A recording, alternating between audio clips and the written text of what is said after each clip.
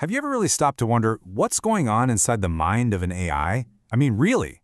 Well, today, that's exactly what we're going to do. We're tracing the incredible, frankly mind-bending evolutionary journey of that mind, from the absolute earliest spark of an artificial neuron all the way to the powerhouse architectures that are changing our world as we speak. You've seen it, I've seen it, we've all seen it. AI that can write a poem, spit out working code, or create these unbelievably beautiful images from just a few words. But how? How did it actually learn to get the context, the nuance, the creativity? That's the big question we're going to get to the bottom of in this explainer. All right, so to figure all this out, we have to go back, way back to the very beginning, to the moment someone first had the wild idea of building an artificial brain out of, electric neurons. Okay, so this slide here really shows us two game-changing moments.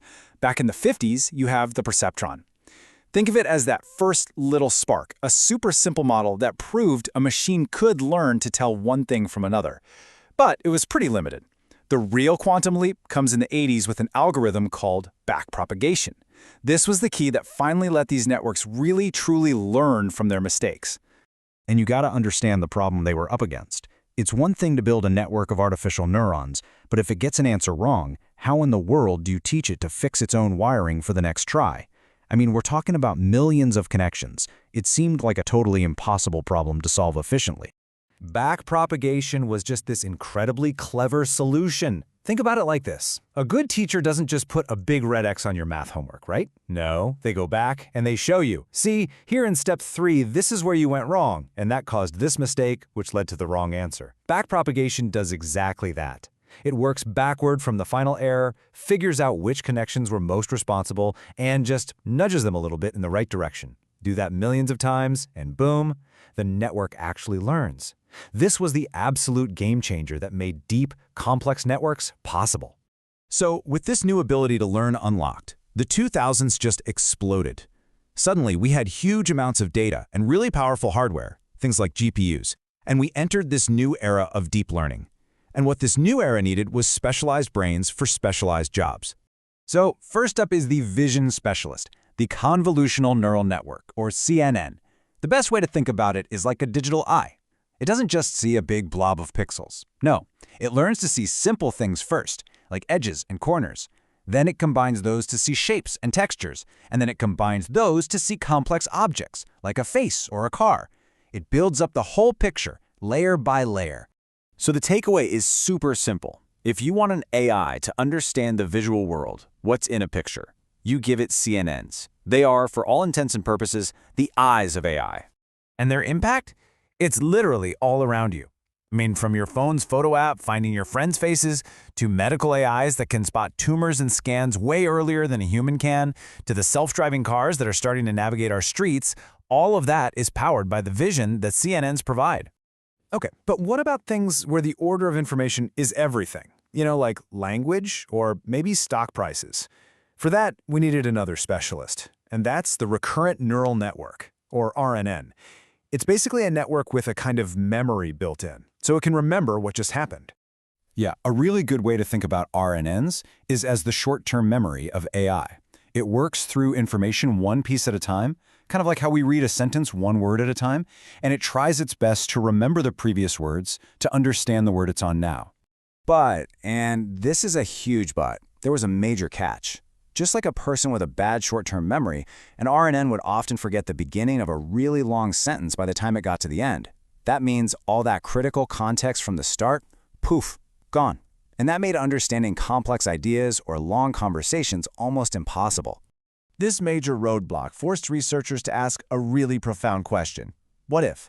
What if instead of reading word by word, a model could just look at the entire sentence or even the whole document all at once, and figure out for itself which words are the most important? And the answer to that question? Well, it kicked off the next massive leap in AI evolution, the transformer revolution. This wasn't just an improvement, it was a totally new way of thinking about how machines process information. And hey, don't just take my word for it. The researchers who actually wrote the paper that introduced this whole idea back in 2017, they themselves called it a paradigm shift. And they could not have been more right. So what was the secret sauce? What made it so revolutionary? It all came down to one brilliant core idea: the self-attention mechanism. So how does this self-attention thing actually work? It's so cool. Instead of reading in a line, it just absorbs the entire block of text at once. Then, for every single word, it calculates a score for how relevant every other word in the text is to understanding that one word. It's like having a superpower, where you can instantly see all the hidden connections and relationships in a text, letting you grasp the deep context in a heartbeat. And the effect was just immediate. It was an explosion. Just look at this timeline. The paper comes out in 2017. By 2018, models like BERT are just shattering all the old records for language tasks. And then by 2020, you have GPT-3, which showed that this architecture could scale up to unbelievable sizes and pretty much pave the way for the powerful AI we see all around us today. And that brings us to right now. The transformer is king, but its influence is spreading way beyond just language. And of course, the smartest people in the field are already trying to figure out what the next big evolutionary leap is going to be. I mean, the flexibility of the transformer is just stunning.